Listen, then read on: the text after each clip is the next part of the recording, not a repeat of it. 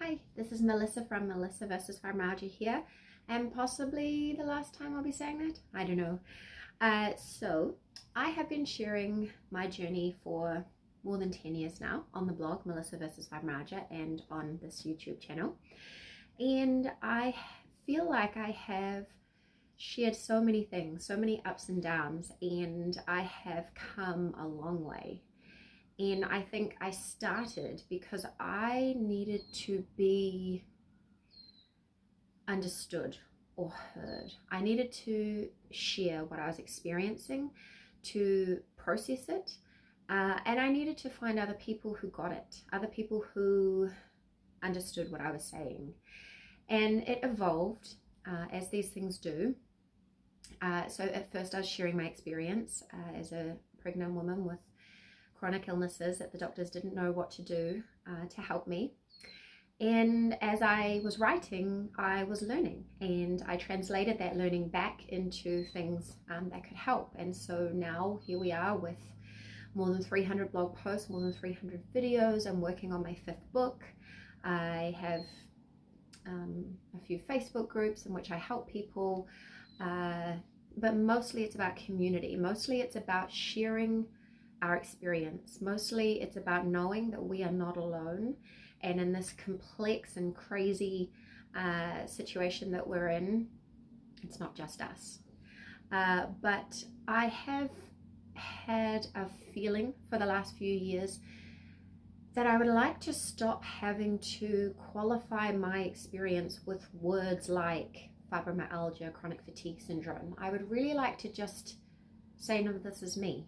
This is my experience. Because I look around and I see other people who don't do as much as I do, and they don't have health issues. I just am a type A, which seems to be a thing that happens. A lot of people with fibromyalgia are type A personalities, and we do too much and don't know how to slow down. And I think that's part of what can make it worse. But I've also noticed that there are just so many of us who need to learn to do things in our own way, to pace, to make things more accessible. And so I want to stop using those words, and that might mean that less people find my work. Hopefully though, if someone finds benefit from my work, then they will share it. And hopefully it means more to be shared by a person than an algorithm. I don't know. We'll see how it goes. My goal has always been to help people. If I can share something with you that cuts down your journey at all, or gives you something that helps you at all, I will be so happy. That has been the goal, why I've worked so hard this whole time. And that doesn't change. But I would like to, as we all do, move in a different direction. And I would really like to move towards wellness as opposed to away from being sick, which is tricky, right? Like, we've got to use words, we've got to talk to the doctor about our conditions, we've got to know what's going on, we have to understand what's going on, or we're not going to be able to treat it properly, especially in the situation of conditions where you have to be the one who's leading it, where you don't necessarily have a doctor who's leading you in your journey. So that's a very hard thing. But for me at this point in time, I have everything in place that is best practice. So there is nothing really now left for me to try. So the last thing for me to do is actually the first thing that I had to learn to do. So when I first started what I call, the healing journey, I was learning to pace and I didn't know it. I moved back in with my parents. I reduced my work hours. I reduced everything, including my exercise, and tried to learn to live within my own energy bubble. And that is an ongoing thing, and something I have recently realized that I still am not very good at. And I think it will be the journey of a lifetime, because there is no normal. Especially for me, first I was finishing university, I didn't even know I was unwell, and then I had a diagnosis, but we didn't have really any information. And then I was extremely burnt out and had another health issue when I started this, the healing journey, as I said. And then over the last 10 years, I've had 4 children, which is a whole thing on its own.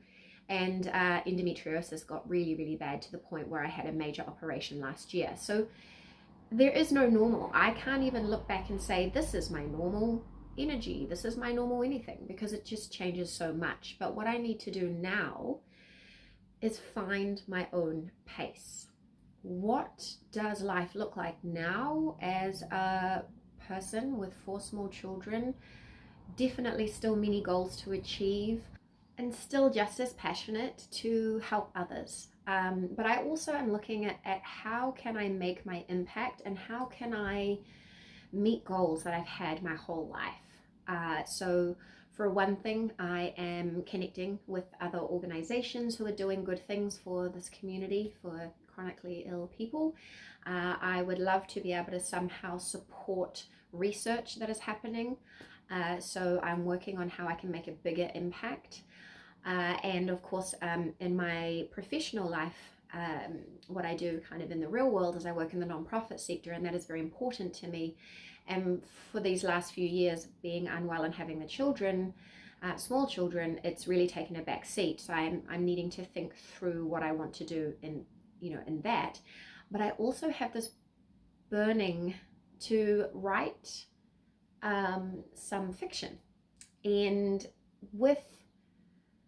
this is kind of funny because obviously I don't want to have to talk about chronic illness all the time, but I also want it portrayed, and I want some more diversity in fiction. So I would really like to have a go at writing some fiction with some characters with chronic illness, to get to share a little bit of what it's like, but not just in a non-fiction sense as I have done. But we'll see how far I get with that, because it is a big thing to look at it all and learn it all and get the time to write, and then editing and any of that stuff. It's a big thing. But my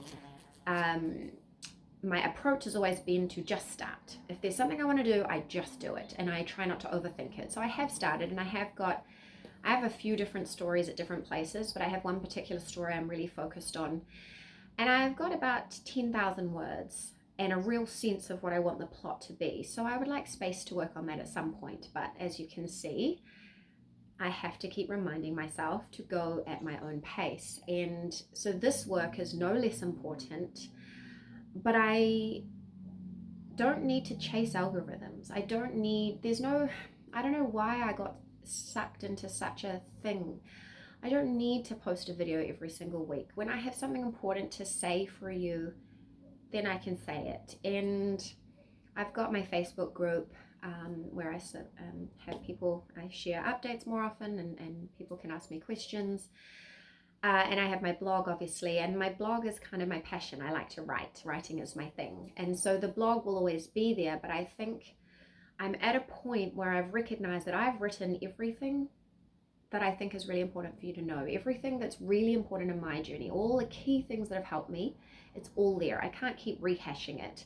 And until we have a big, research breakthrough, not too much is going to change. So what I can share is small updates of how I am moving forward in my journey, how I'm doing my simple human healthy habits, those little steps to wellness, making things accessible, and finding my own pace, trying to live in my energy envelope, because every person has an energy envelope.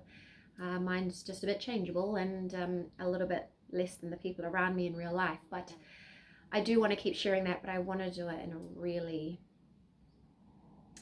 just in a way that's not going to keep burning me out. I feel like I just keep hitting burnout over and over, and it's not just from any one thing, but I just need to be mindful. Yes, I'm desperate to share anything I can to help other people.